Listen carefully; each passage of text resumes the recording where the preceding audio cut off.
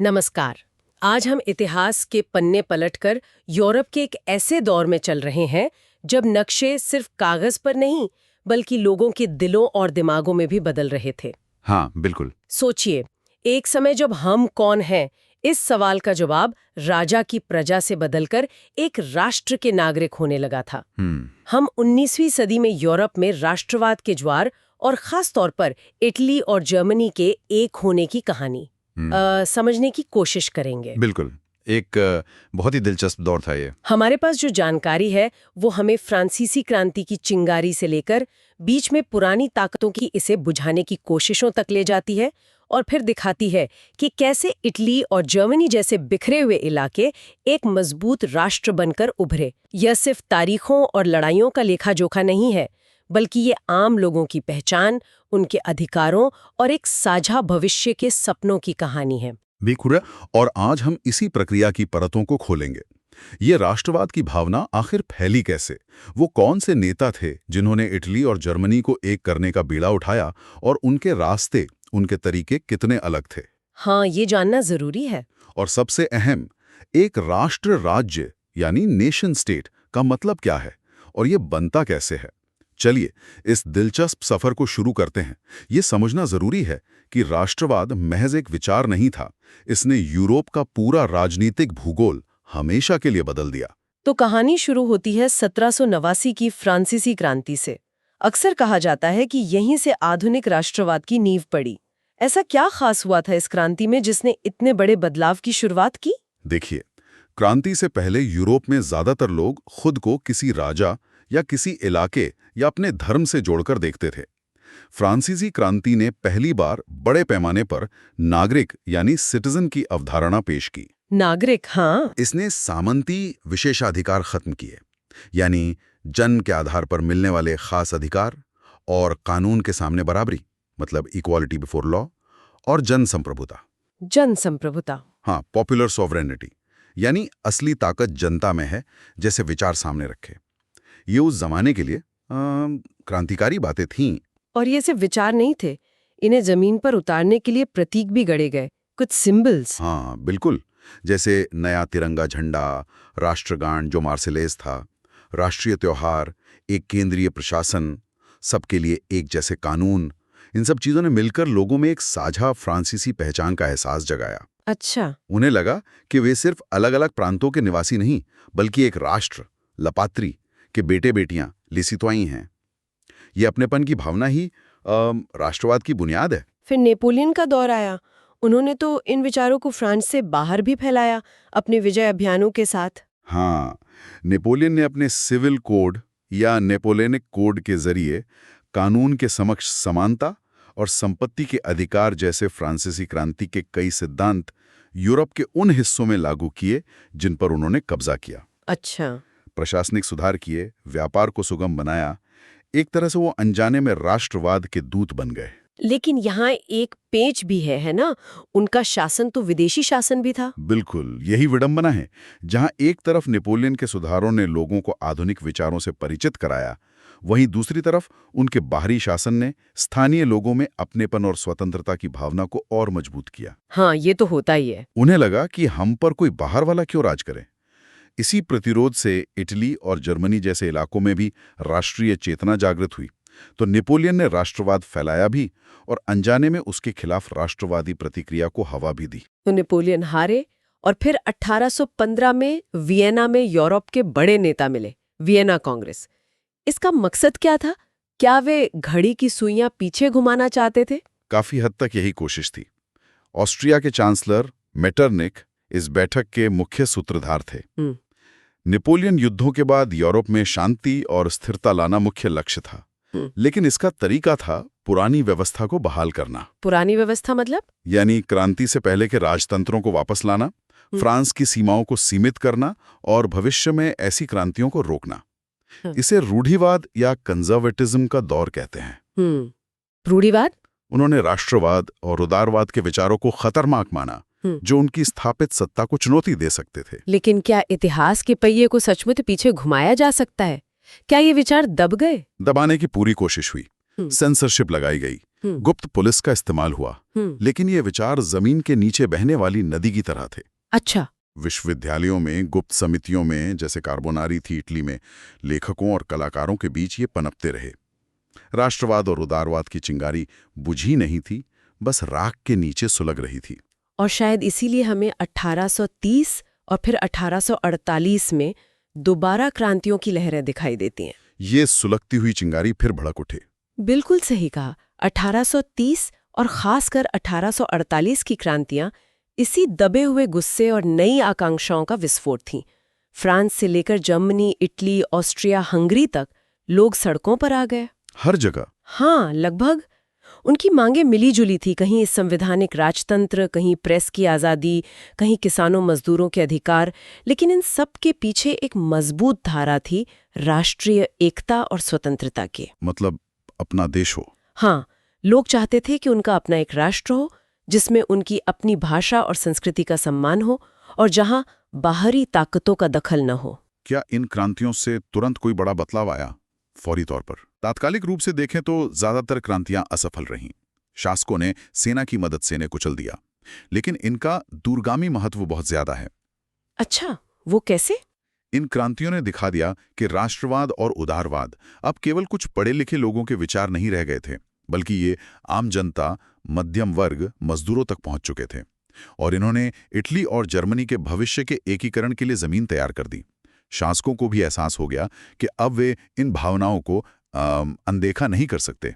चलिए, अब इटली पर ध्यान केंद्रित करते हैं। 1815 के बाद इटली का नक्शा कैसा दिखता था? क्या ये एक देश था? नहीं, बिल्कुल नहीं। जैसा आपने पहले कहा, ये एक बिखरा हुआ नक्शा था।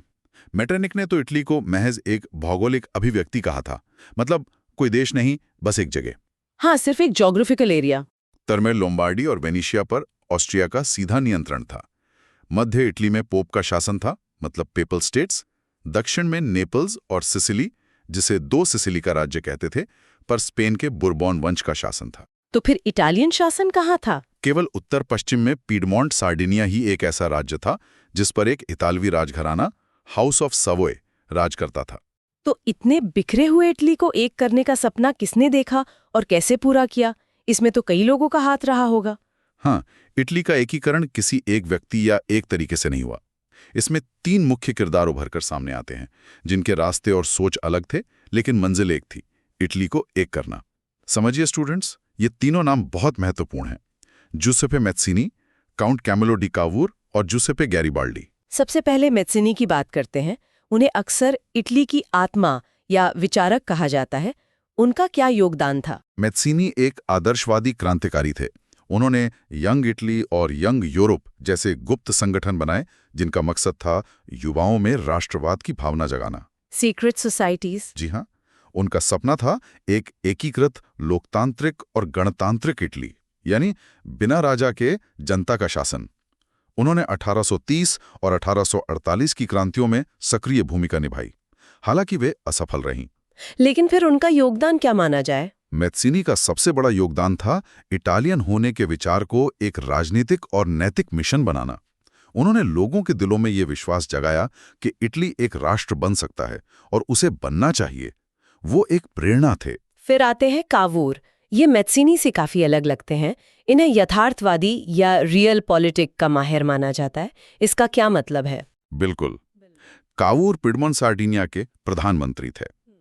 वे मैत्सिनी की तरह क्रांतिकारी सपनों में नहीं, बल्कि व्यावहारिक राजनीति में विश्वास रखते थे। रियल पॉलिटिक्स का मतलब ही है यथार्थवादी राजनीति, यानी आदर्शों से ज्यादा सत्ता, कूटनीति और राष्ट्रीय हित पर जोर देना। Practical politics. हाँ, कावूर ने पिडमोंट को आर्थिक रूप से मजबूत किया, सेना को आधुनिक बनाया। उनका मानना था कि इटली का एकीकरण पिडमोंट के नेतृत्व में ही हो सकता है।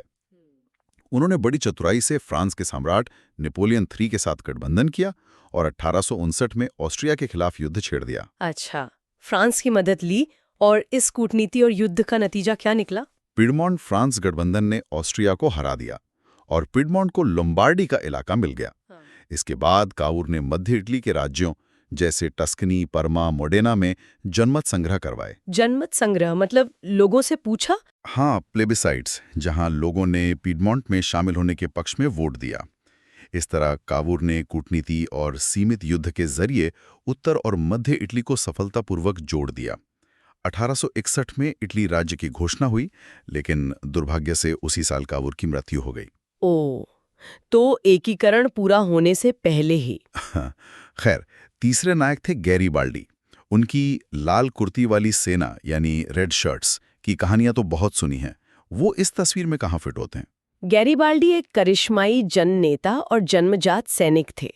वे मेस्सीनी के गणतांत्रिक विचारों से प्रेरित थे, लेकिन काहूर की तरह व्यवहारिक भी थे जब जरूरत पड़ी।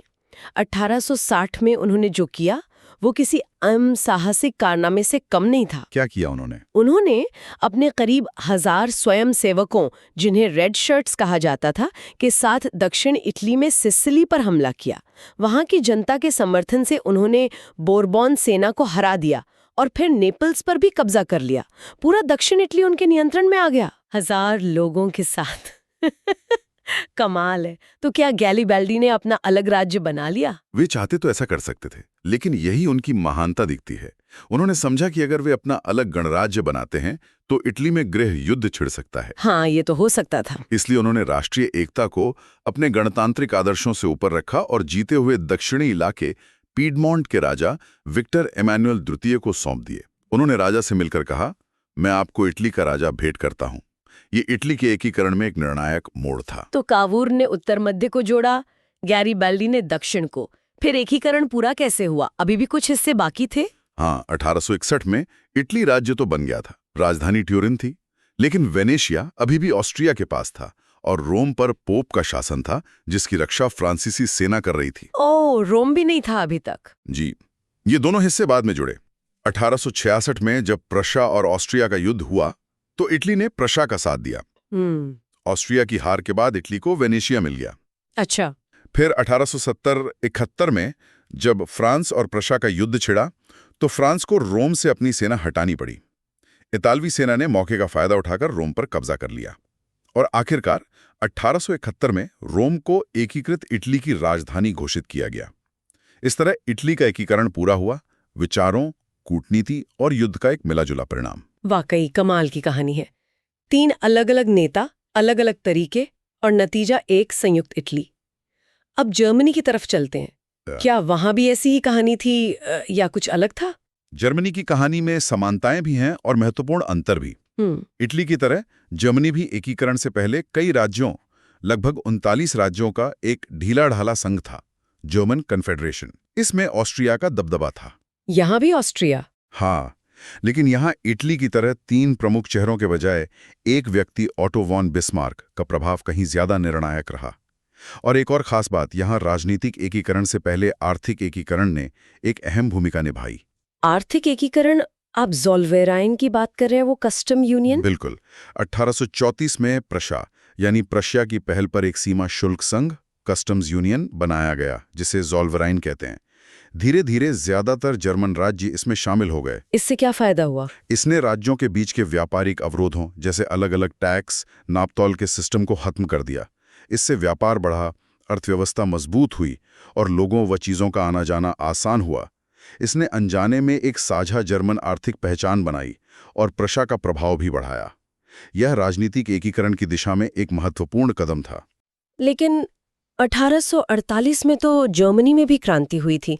फ्रैंकफर्ट संसद ने भी तो एकीकरण की कोशिश की थी, वो क्यों असफल रही? हाँ, 1848 में उदारवादियों और राष्ट्रवादियों ने फ्रैंकफर्ट में एक राष्ट्रीय संसद बुलाई थी। उनका उद्देश्य था एक लोकतांत्रिक, संवैधानिक और एकीकृत जर्मनी बनाना। उन्होंने एक संविधान भी तैयार किया और प्रशा के राजा फ्रेडरिक विलियम चतुर्थ को जर्मनी का सम्राट बनने का प्रस्ताव दिया। लेकिन उन्होंने मना कर दिया। हाँ, राजा ने इस प्रस्ताव को ठुकरा दिया। वे जनता द्वारा दिए गए ताज को स्वीकार नहीं करना चाहते थे, जिसे उन्होंने गटर से उठाया ताज कहकर अपमानित किया। सेना ने भी संसद का साथ नहीं दिया और रूढ़िवादी ताकतों ने इस आंदोलन को दबा दिया। इससे ये साफ हो गया कि जर्मनी का एकीकरण उदारवादी और लोकतांत्रिक तरीकों से शायद नहीं हो पाएगा। और यहीं पर बिस्मार्क का प्रवेश होता है, जिन्हें लॉ चांसलर कहा जाता है, और उनकी नीति थी रक्त और लॉ, ब्लड एंड आयरन। इसका क्या मतलब था? सही। 1862 में ऑटो वॉन बिस्मार्क प्रशा के चांसलर यानी प्रधानमंत्री बने। वे कट्टर यथार्थवादी थे, रियाल पॉलिटिक के समर्थक।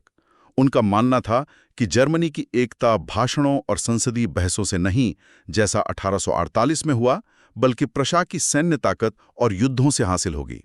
Blood and iron. हाँ, रक्त और लौह का मतलब यही था, सेना और युद्ध ही निर्णायक होंगे। उनका मुख्य लक्ष्य था प्रशा के नेतृत्व में जर्मनी को एक करना, और इसके लिए सबसे बड़ी बाधा ऑस्ट्रिया को जर्मन मामलों से बाहर निकालना था। तो बिस्मार्क ने अपनी इस नीति को कैसे लागू किया? उन्होंने कौन से युद्ध लड़े? बिस्मार्क ने बड़ी कुशलता से 3 छोटे लेकिन निर्णायक युद्धों की योजना बनाई और उन्हें अंजाम दिया। हर युद्ध का मकसद किसी एक दुश्मन को अलग-थलग करके हराना और जर्मन राज्यों को प्रशा के साथ लाने के लिए प्रेरित करना था। कौन-कौन से युद्ध थे ये? पहला युद्ध 1864 में डेनमार्क के खिलाफ हुआ। इसमें प्रशा ने ऑस्ट्रिया के साथ मिलकर डेनमार्क को हराया और 2 जर्मन भाषी प्रांतों श्लेस्विग और होल्स्टीन पर नियंत्रण हासिल किया। दूसरा युद्ध 1866 में ऑस्ट्रिया के ही खिलाफ हुआ। इसे ऑस्ट्रो-प्रशियन वॉर कहते हैं। यह सिर्फ 7 हफ्तों में खत्म हो गया और प्रशा ने ऑस्ट्रिया को बुरी तरह हराया। सिर्फ 7 हफ्ते? हाँ, इसके बाद पुराना जर्मन परिसंघ भंग हो गया और प्रशा के नेतृत्व में उत्तरी जर्मन परिसंघ यानी नॉर्थ जर्मन कॉन्फेडरेशन बना। ऑस्ट्रिया अब जर्मनी के भविष्य से बाहर हो चुका था। और तीसरा युद्ध फ्रांस के साथ, ऐसा क्यों? फ्रांस तो पहले से दुश्मन नहीं था। बिस्मार्क जानते थे कि दक्षिणी जर्मन राज्य, जो ज्यादातर कैथोलिक थे और प्रोटेस्टेंट प्रशा से थोड़ा शंकित रहते थे, वो फ्रांस के डर से ही प्रशा के साथ आएंगे। उन्होंने कूटनीतिक चालों से, जैसे एम्स डिस्पैच नामक एक टेलीग्राम को एडिट करके पब्लिश कर दिया, फ्रांस को युद्ध के लिए उकसाया। अच्छा, उकसाया गया। हाँ जी। 1870 में फ्रांस ने प्रशा पर हमला कर दिया। ये फ्रैंको-प्रोशियन वॉर था। जैसा बिस्मार्क ने सोचा था, दक्षिणी जर्मन राज्य फौरन प्रशा के साथ आ गया। संयुक्त जर्मनी सेनाओं ने फ्रांस को निर्णायक रूप से हरा दिया। यहां तक कि फ्रांसीसी सम्राट नेपोलियन III को भी बंदी बना लिया गया। और इस जीत के साथ ही जर्मनी एक हो गया। हाँ, फ्रांस पर इस शानदार जीत ने पूरे जर्मनी में राष्ट्रीय गौरव की लहर दौड़ा ली। 18 जनवरी 1871 को पराजित फ्रांस की धरती पर पेरिस के पास वर्साय के महल के भव्य Sheesh Mahal hall of mirrors में जर्मन साम्राज्य यानी जर्मन एम्पायर की घोषणा की गई। वर्साय में? वाह। हाँ, प्रशा के राजा विल्हेम प्रथम को संयुक्त जर्मनी का सम्राट यानी काइजर घोषित किया गया और बिस्मार्क इसके पहले चांसलर बने। तो आप देख सकते हैं कि जर्मनी का एकीकरण इटली से काफी अलग था। ये मुख्य रूप से प्रशा की सैन्य ताकत और बिस्मार्क की कूटनीति का नतीजा था। एक तरह से ऊपर से थोपा गया एकीकरण। तो हमने इटली और जर्मनी के एकीकरण की ये दिलचस्प कहानियां देखी। इनसे हमें राष्ट्र राज्य यानी नेशन स्टेट के बनने की प्रक्रिया के बारे में क्या पता चलता है? आखिर एक राष्ट्र राज्य होता क्या है? राष्ट्र राज्य मूल रूप से एक ऐसा राजनीतिक मॉडल है जहां एक राज्य यानी सरकार, कानून, निश्चित सीमाएं और एक राष्ट्र यानी समान भाषा, संस्कृति, इतिहास या पहचान साझा करने वाले लोग काफी हद तक मेल खाते हों। मतलब एक नेशन का अपना स्टेट। बिल्कुल, यानी एक राष्ट्र के लोगों का अपना एक स्वतंत्र राज्य हो। 19वीं सदी से पहले ऐसा नहीं था। साम्राज्य होते थे जिनमें कई अलग-अलग राष्ट्रों के लोग रहते थे। इस दौर में यूरोप में राष्ट्र राज्यों का निर्माण कई कारकों का मिला-जुला परिणाम था। क्या थे वो कारक? पहला, जैसा हमने देखा, साझा पहचान का निर्माण। इसमें एक मानक भाषा को बढ़ावा देना, स्कूलों में राष्ट्रीय इतिहास पढ़ाना, राष्ट्रीय प्रतीकों, झंडा, गान, स्मारक को अपनाना, लोक कथाओं और परंपराओं को सहेजना शामिल था। इनका मकसद लोगों में हम की भावना पैदा करना था। हम की भावना, हाँ। दूसरा, आर्थिक एकीकरण, जैसे जर्मनी में ज़ोल्वेराइन ने किया। व्यापार और संचार के साधनों जैसे रेलवे, टेलीग्राफ, इनके विकास ने अलग अलग इलाकों को एक दूसरे से जोड़ा और एक साझा आर्थिक हित पैदा किया। तीसरा जन राजनीति और संचार। छपाई के विकास, अखबारों, राजनीतिक क्लब्स, सार्वजनिक बहसों ने राष्ट्रीय विचारों को तेजी से फैलाया और आम लोगों को राजनीतिक प्रक्रिया से जोड़ा। और युद्धों का भी रोल था। हाँ। चौथा, युद्ध और कूटनीति। अक्सर किसी बाहरी दुश्मन के खिलाफ युद्ध ने आंतरिक मतभेदों को भुलाकर राष्ट्रीय एकता को मजबूत किया, जैसा बिस्मार्क ने फ्रांस के खिलाफ युद्ध से किया। कूटनीतिक गठबंधनों ने भी मदद की, जैसे कावूर ने फ्रांस के साथ की। और पांचवां, जनसहमति और संवैधानिकता। हालांकि हमेशा नहीं, पर कई बार जनमत संग्रह, जैसे इटली में हुआ, या नए संविधानों के जरिए नागरिकों के अधिकारों को परिभाषित करके नए बने राष्ट्र राज्य को वैधता प्रदान की गई। ये समझना बहुत जरूरी है कि राष्ट्र राज्य कोई प्राकृतिक चीज नहीं है, बल्कि इसे बनाया गया है, गढ़ा गया है इन सब प्रक्रियाओं के जरिए। अब अगर हम परीक्षा के नजरिए से देखें तो इस पूरे विषय से कुछ मुख्य बातें क्या है जिन्हें याद रखना चाहिए, खासकर वो 4 नेता जिनकी हमने बात की। हाँ, परीक्षा के लिए इन 4 नेताओं की तुलना अक्सर उपयोगी होती है। ये पॉइंट एग्जाम में बहुत इंपॉर्टेंट है। मैत्सीनी, इटली, इन्हें हम आत्मा या प्रेरक कह सकते हैं। तरीका, गुप्त संगठन, युवाओं को जगाना, क्रांतिकारी प्रयास। विचारधारा, गणतांत्रिक, लोकतांत्रिक। योगदान, इतालवी राष्ट्र के विचार को राजनीतिक मिशन बनाया। कावूर, इटली, इन्हें दिमाग या रणनीतिकार कह सकते हैं। तरीका, कूटनीति, आर्थिक सुधार, सीमित युद्ध। यथार्थवाद, रियल पॉलिटिक। विचारधारा, उदारवादी, राजतंत्रवादी। योगदान, पीडमोंट के नेतृत्व में उत्तर और मध्य इटली का एकीकरण। गारिबाल्दी, इटली, इन्हें तलवार या जननायक कह सकते हैं। तरीका, गुरिल्ला युद्ध, जन समर्थन, साहसिक अभियान। विचारधारा, मूल रूप से गणतांत्रिक पर एकता के लिए समझौता। योगदान, दक्षिण इटली को जीतकर राजा को सौंपा। बिस्मार्क, जर्मनी, इन्हें लौह चांसलर या निर्माता कह सकते हैं। तरीका, यथार्थवाद, रियल पॉलिटिक। रक्त और लौ, 3 निर्णायक युद्ध। विचारधारा, रूढ़िवादी, राजतंत्रवादी। योगदान, प्रशा के नेतृत्व में जर्मनी का सैन्य और कूटनीतिक एकीकरण। ये नाम एग्जाम के लिए बहुत इंपॉर्टेंट है। ये बहुत क्लियर है। और कुछ महत्वपूर्ण तारीखें जो इस कहानी के मील के पत्थर है। हाँ, कुछ प्रमुख तारीखें याद रखना अच्छा है। 1789, फ्रांसीसी क्रांति, राष्ट्रवाद के विचार की शुरुआत। 1815, वियना कांग्रेस, रूढ़िवादी व्यवस्था की बहाली। 1834, ज़ोल्वेरेन की स्थापना, जर्मनी में आर्थिक एकीकरण। 1848, यूरोप में क्रांतियों का साल, उदारवादी, राष्ट्रवादी प्रयास। फ्रैंकफर्ट संसद की असफलता। 1859-60, इटली के एकीकरण की युद्ध, गैरिबाल्डी का अभियान। 1861, इटली राज्य की घोषणा। 1864, 1866, 1870-71, बिस्मार्क के 3 एकीकरण युद्ध, डेनमार्क, ऑस्ट्रिया, फ्रांस के खिलाफ। 1871, जर्मन साम्राज्य की घोषणा, रोम इटली की राजधानी बना। ये 2 बड़ी घटनाएं एक ही साल हुई। ये बहुत मददगार है। अगर परीक्षा में इस पर विस्तार से लिखने को आए, मान लीजिए 5-6 नंबर का सवाल, तो एक अच्छी संरचना क्या हो सकती है?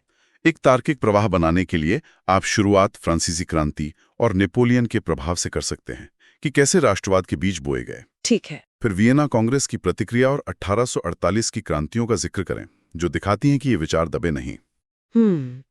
इसके बाद इटली का एकीकरण विस्तार से बताएं। मैत्सीनी, कावूर, गारिबाल्डी की भूमिकाएं, उनके तरीके और मुख्य पड़ाव। 1861, 1866, 1871। इटली पहले। हाँ, या जर्मनी पहले, क्रम ज्यादा जरूरी नहीं। फिर जर्मनी के एकीकरण पर आएं। ज़ोल्वेराइन, 1848 की असफलता और बिस्मार्क की रक्त और लौह नीति और 3 युद्धों का वर्णन करें जिससे 1871 में एकीकरण हुआ। अंत में राष्ट्र राज्य की अवधारणा और उसकी विशेषताओं जैसे साझा पहचान, नागरिकता, राजनीतिक एकता वगैरह को संक्षेप में समझा सकते हैं। इस तरह आप पूरे विषय को कवर कर लेंगे। बहुत बढ़िया। तो ये थी यूरोप में राष्ट्रवाद के उदय और इटली और जर्मनी के एकीकरण की कहानी। विचारों, क्रांतियों, कूटनीतिक चालों और युद्धों का एक जटिल लेकिन आकर्षक मिश्रण। उम्मीद है कि इस चर्चा से इस महत्वपूर्ण ऐतिहासिक दौर को समझने में मदद मिली होगी। हाँ, और ये सोचना भी महत्वपूर्ण है कि ये घटनाएं सिर्फ अतीत का हिस्सा नहीं है। राष्ट्र और राष्ट्रीय पहचान के ये विचार आज भी दुनिया भर में राजनीति और समाज को गहराई से प्रभावित करते हैं। बिल्कुल। इस पर विचार करने के लिए एक सवाल छूट जाते हैं।